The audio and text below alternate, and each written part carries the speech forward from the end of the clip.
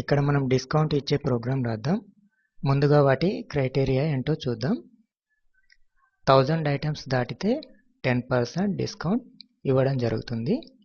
దీన్ని బట్టి కొందరికి డిస్కౌంట్ వర్తిస్తుంది. ఐటమ్స్ రీచ్ కాకపోతే డిస్కౌంట్ వర్తించదు. ముందు ఈ ప్రాబ్లంను సింప్లిఫై చేద్దాం. పర్చేస్ చేసిన ఐటమ్స్, వాటి రేట్ మరియు టోటల్ ఇలా 3 వేరియబుల్స్ తీసుకోవాలి.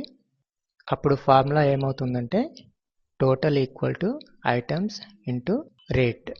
ఇక్కడ డిస్కౌంట్ ఇవ్వడానికి కండిషన్ పెట్టారు కాబట్టి కండిషన్ను తీసుకోవాలి. ఐటమ్స్ గ్రేటర్ దాన్ 1000 అయితే అప్పుడు డిస్కౌంట్ ఫార్ములా యాక్సెప్ట్ అవుతుంది. Discount formula discount amount equal to items into rate into discount percentage means discount by 100.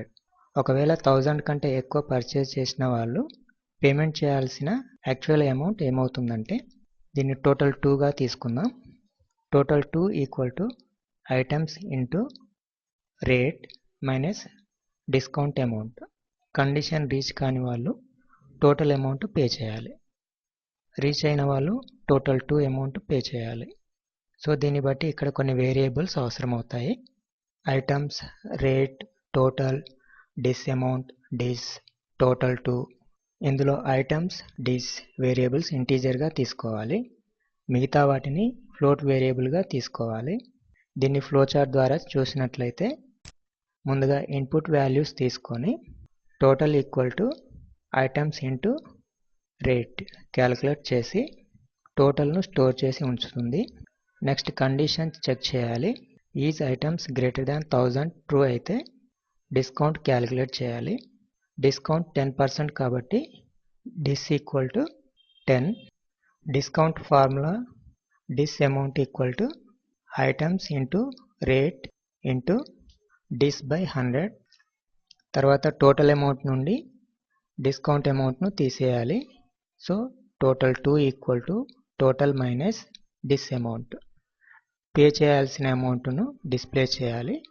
Print total 2. ఒకవేళ ఐటమ్స్ 1000 పర్చేజ్ చేయలేదంటే అప్పుడు పేమెంట్ చేయాల్సిన అమౌంట్ టోటల్ అమౌంట్ అవుతుంది. అప్పుడు స్టేట్మెంట్ ప్రింట్ టోటల్ అవుతుంది. దీని ప్రకారం స్టెప్ బై స్టెప్ ప్రోగ్రామ్ రాద్దాం. #include stdio.h #include conio.h void main open brace వేరియబుల్స్ను డిక్లేర్ చేయాలి.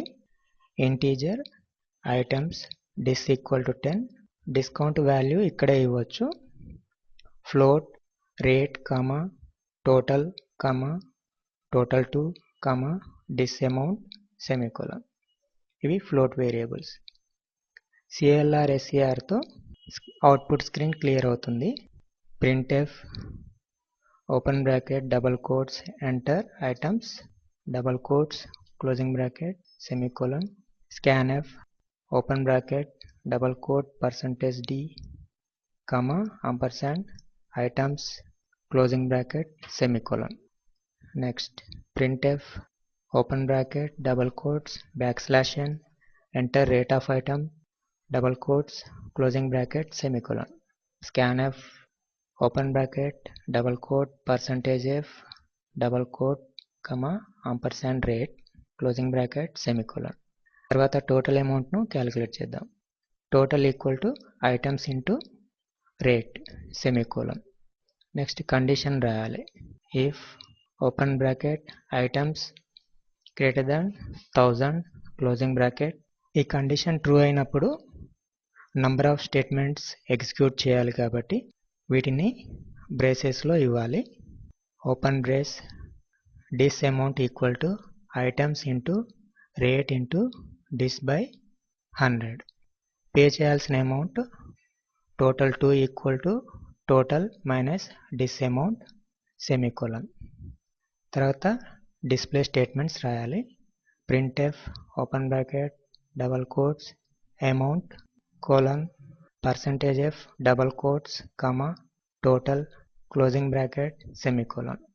printf open bracket double quotes discount %f double quotes dis_amount closing bracket semicolon. printf open bracket double quotes total amount percentage F double quote comma total two closing bracket semicolon. Closing బ్రేస్తో ఈ if స్టేట్మెంట్ని closing చేయాలి. ఒకవేళ condition false అయితే else printf open bracket double quotes total amount percentage F comma total. Next get ch అవుట్పుట్ను hold చేస్తుంది. Closing బ్రేస్తో main ఫంక్షన్ను క్లోజ్ చేయాలి. ఇప్పుడు F9 ప్రెస్ చేసి కంపైల్ చేసి చూద్దాం. ఎర్రర్స్ ఏమీ లేవు. కంట్రోల్ F9 ప్రెస్ చేసి ప్రోగ్రామ్ను ఎగ్జిక్యూట్ చేద్దాం.